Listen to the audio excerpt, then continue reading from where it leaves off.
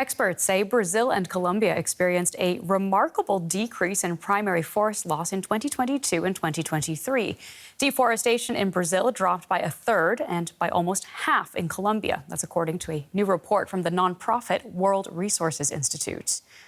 But tropical forests are still being destroyed, with the equivalent of around 10 football fields lost every minute in 2023. Tree loss is still a huge problem in the Amazon rainforest, a region considered a key asset in the fight against climate change. In Brazil, home to most of the forest, people in the city of Belém are feeling the effects of weather extremes driven by a heating climate. For the people of Belém in northern Brazil, life revolves around the river tide. Water levels often rise as heavy rain becomes more and more common. Over the years, Fabrício Lima has watched the waves erode the coast and change day-to-day routines.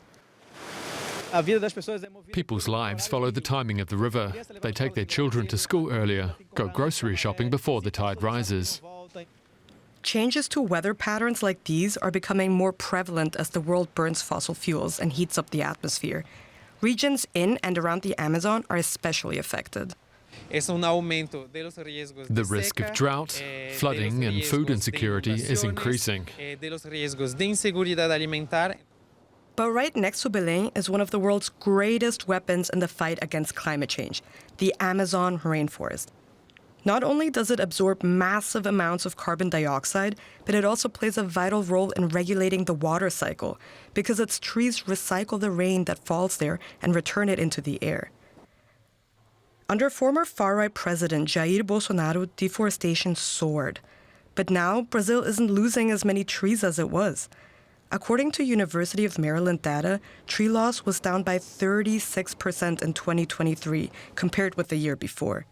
Since taking office, current President Luiz Inácio Lula da Silva has cracked down on deforestation, especially in the Amazon. His government bolstered law enforcement monitoring the forests. And it recognized more indigenous territories that safeguard nature. But there is still potential to do much more. For example, to scale up sustainable economies for native plants like the famous acai berry, say experts. Some studies shows that ending deforestation, maintaining the stand forest, will not only avoid the climate issues, but also create new jobs, improves local lives, brings food security. Next year, the UN will hold its climate change conference in Belém. Resident Fabrício Lima sees the meeting as a call to action. I fear my children will never get to know this place, that the erosion will worsen. We have to participate in this process. The hope is that world leaders won't only focus on the Amazon rainforest, but that they will also pay attention to the plight of the communities around it. Let's get more from DW Environment's Beatrice Christoper here with me now in the studio. Thanks so much for taking the time. We've seen there Brazil has made some real strides toward protecting its forests last year, but what is the situation in the rest of the world? The way that experts are describing it is that it's almost like 2 steps forward and 2 steps backwards, so almost like a standstill.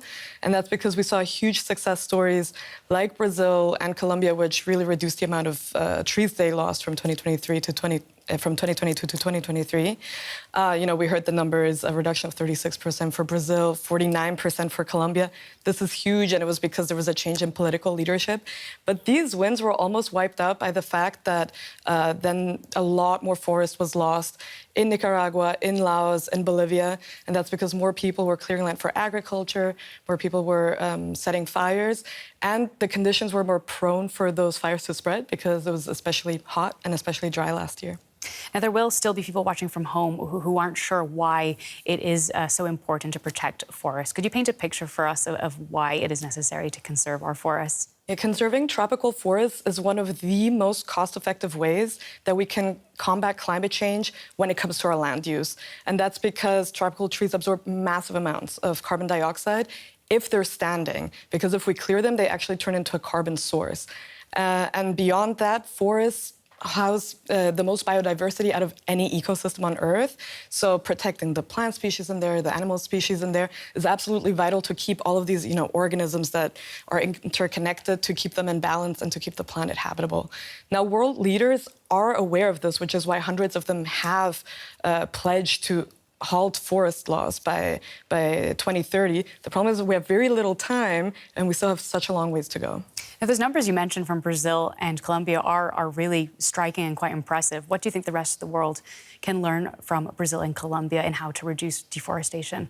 What these examples show is that political will is absolutely necessary to have huge successes like Brazil and Colombia. So in both cases, we see, there was a change in government, and the government put environment on the agenda or put forest conservation on the agenda.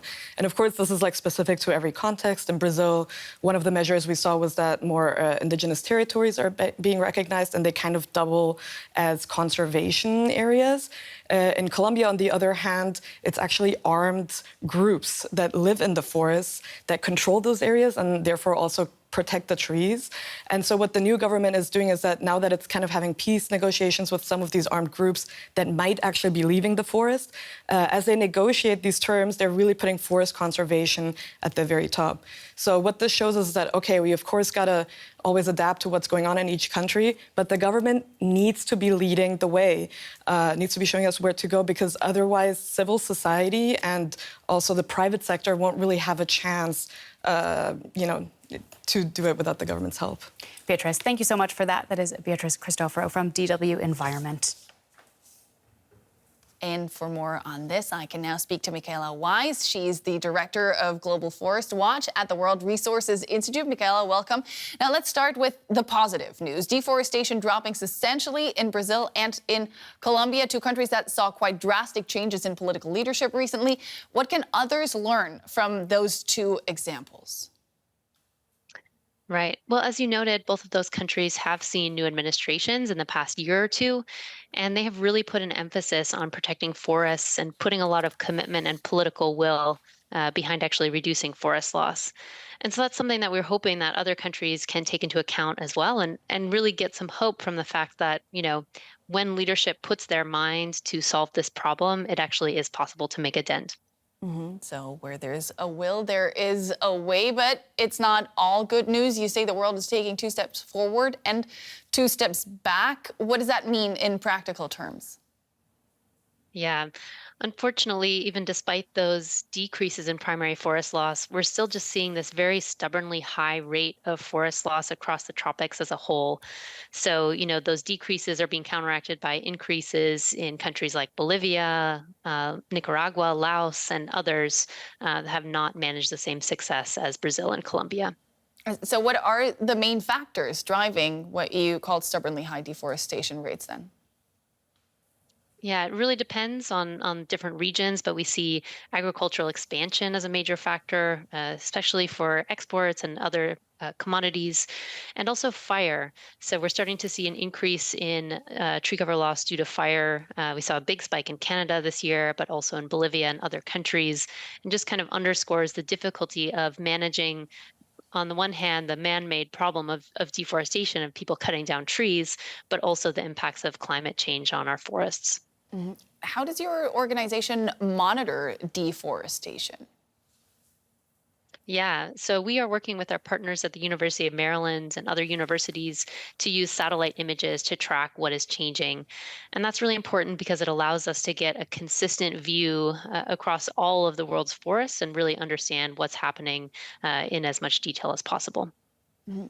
Just to get the bigger picture, we talk about climate change and forests, especially the Amazon, being instrumental in kind of mitigating the efforts of human-made global warming. Why is it so important to conserve our forests? Yeah. Well, speaking of climate change, forests hold a really interesting position. They can be a source of carbon emissions. So when trees are cut down or burned, they release carbon dioxide into the atmosphere. But on the other side, they can also be part of the solution. when they're left to stand, they can actually absorb that carbon dioxide from the atmosphere. And so it's really important that, of course, we're stopping to cut down and burn our forests, but also keep standing the ones we have and planting new trees where that's appropriate. Yeah, I would like to know how big of an impact reforestation efforts that we're seeing around the globe can actually have on the effects of deforestation. Yeah, no, certainly reforestation is important in areas that have already been degraded. But, when we're talking about replacing a long-lived primary forest with a new area of tree planting, those are not really equivalent, and it's going to take decades or even centuries to get to that same level of import in terms of the biodiversity and the carbon. At the same time, that is a really important factor, and we also see a lot of importance of restoration to people's livelihoods, right? And being able to actually have a better value and better ecosystem services as a result of those newly planted trees. That was Michaela Wise of Global Forest Watch. Thank you so much. Thank you.